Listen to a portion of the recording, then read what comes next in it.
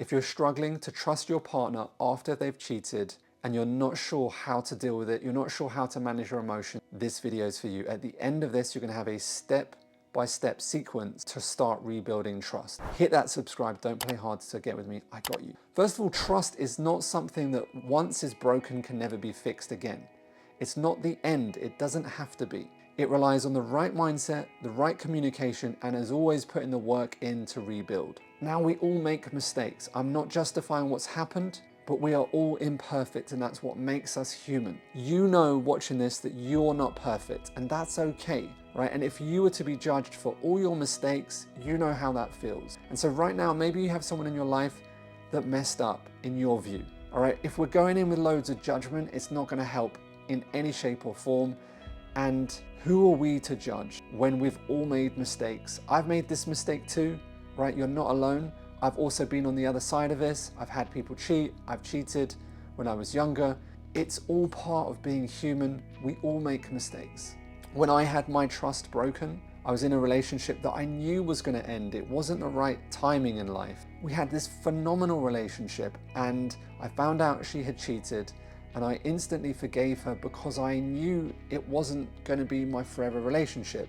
And I could have gone in with all of these things and this and that and that. However, I saw it for what it was in that moment. I'd had a bad experience when I was younger. I had cheated on my previous girlfriends and I thought, this is what I deserve this. This is what I get for doing that to other people. And it allowed me a whole different sense of awareness around understanding what other people are going through. So it's a normal part of life. And in today's world, people are so quick to judge versus actually looking in, why has it occurred? What's the patterns underneath? Where am I missing keeping my partner happy? Where am I at fault here? How can I take more responsibility so that it won't happen again? What am I missing? Okay, because if your partner hasn't been honest, hasn't been clear, there's been some sort of communication breakdown. Now you might say, well, we're always clear. You know, I allow that, but for whatever reason, they haven't felt safe in order to communicate that with you. Step one to building trust back.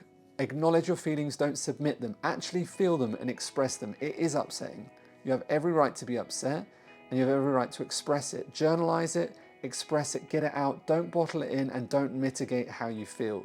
It's important to just sit in the emotion. Most emotions don't last for that long. Notice when people cry, they cry and then it has a waving kind of like, it goes up and then comes down. And so it's important to really feel that so that you express it and you don't lock it in. Number two, you've got to evaluate what was missing in the relationship. What was missing from your end, as in what were you not giving to your partner and what was your partner not giving to you. Don't go in and just start blaming, they did this, they're a narcissist. It's got nothing to do with their behavior being narcissistic. We live in a world where everyone wants to label someone's toxic behavior as narcissistic. Someone that's truly narcissistic has to rate very high on the narcissism scale in multiple different behavioral psychology syndromes in order for that to occur. It's too easy to say they're self-involved. We all have self-involved behaviors. Does it mean that we're all on the narcissistic scale? No, of course not. Okay, so evaluate, what did you not give to your partner? What did they not give to you? And write it down. Important to use this reflection. What can you use from this for the future relationships that you want to create so that you can have it on your terms and you're also willing to fulfill their needs so it doesn't repay back again. Step three, you got to rebuild trust in yourself. Where do you not trust yourself? Where are there issues within your personality which is flawed in some way that is creating either your partner to not feel safe, feel judged, etc.? One of the best things that you can do to start rebuilding your trust is looking at your daily habits for self-care. You know, are you consistent in them on a daily basis? Do you get up at the same time? Do you have a wellness program? Do you do your meditation? Do you do your incantations? Do you do cold and hot therapy? Or are you spending most of the day doom scrolling your phone and in a high alert frequencies all the time? Because if you calm your central nervous system on a daily basis, it's much easier to communicate, it's much easier to think, it's much easier to act, and you're more balanced as a daily basis. You've got to evaluate your eating habits. If you're pumping yourself with sugar, dairy, gluten, wheat, all of these things that create inflammation within your body, then again, you're being stimulated by all of these things that make it harder for you to communicate. I'm not here to tell you what to eat or what not to eat, but what I am here to tell you is that you have to look at these factors, because if you're drinking 8 cups of coffee and you're wondering why you've got massive anxious traits within you, you're going to have to start looking at taking less sugar, taking less coffee, taking less alcohol. It's not rocket science stuff, right? Look at the inverse. If you want to feel really bad, have broken sleep all the time, watch loads of porn, don't have a morning routine, don't go to the gym, eat loads of junk food, and just notice how instantly you will feel really bad. And so the inverse of that has to be true. If you do the opposite and clean out and feel really good on a daily basis, guess what? It's easier to communicate. Step 4, shift from criticism to observation. What can you observe about this? What can you observe about their behavior? What can you observe about your behavior? If you criticize, you learn nothing. Observe more, learn more. And there's something that you're missing. There's a communication breakdown. Our relationships are defined by the space of which we communicate to each other. And so if there was a perfect alignment, then there wouldn't be this breakdown. There's a breakdown in some shape or form, and we have to uncover that.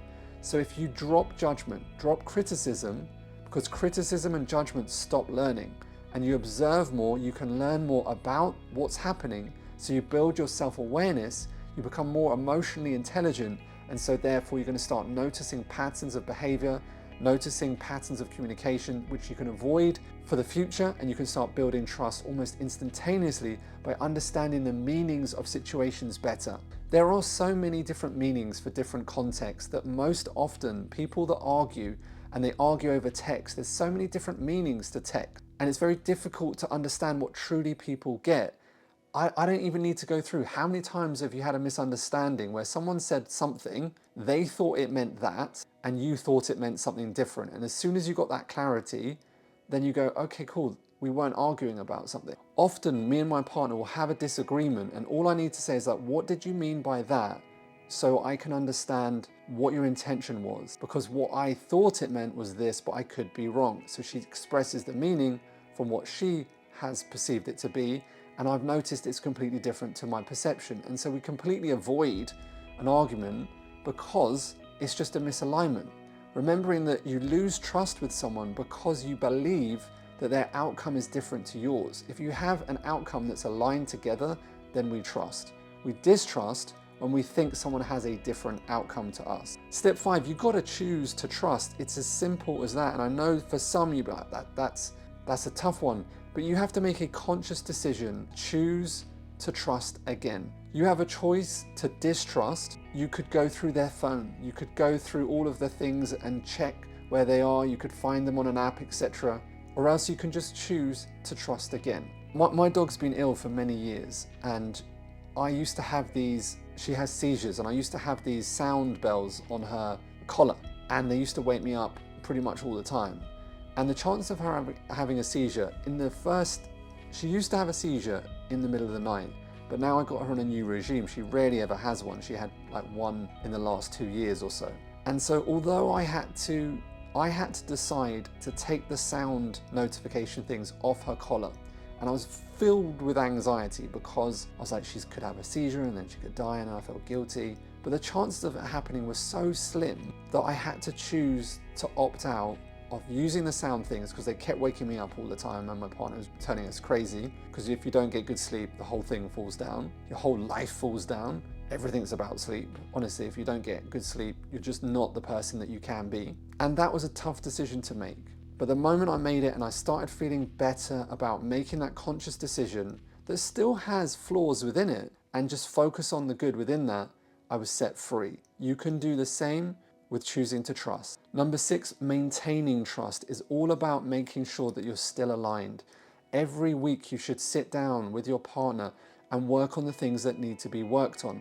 Like it's like a proper planning session. It's not just like something that you're doing in between the kids. I know your world is overwhelmed with 700 million things. I get it. And if you've got kids, trying to grasp any space in time for you and your partner is almost impossible. But you have to, minimum per week. And I look at it like a business strategy session. I do it with my parents. When my parents are getting old, I've actually just come back from doing a session with them, and I sit them down and we talk about the things that need to be talked about. Now, you could take your partner for a walk if they don't like that sort of intensity, but you need quality time where you're working on the things that need to be worked on without the distractions of a movie, or without the distractions of being at dinner, without the distractions of just like your kids, etc. It's like you're working on the connection together, like a proper business plan. Like if you're building your business, or you have a business, or you want to start a business, you need a business plan and you need to sit down and work on it. Your relationship plan is the same thing. You need to make time per week to sit down. Where can we improve on this? Do we need to plan another date night? Do we need to, and you sit down with the planner, all right, and the structure, which is in my new book, which is coming up, which I'm excited to release, and you actually plan out the things that you need to plan. So it keeps on rebuilding. You stay connected. Number 7, my closing thoughts. Trust, when rebuilt, in many times can be way stronger than it was ever before. We all make mistakes, no one's perfect, and loving someone for all of their imperfections is where it's truly at. Because you're not alone. Hit that subscribe. I got you.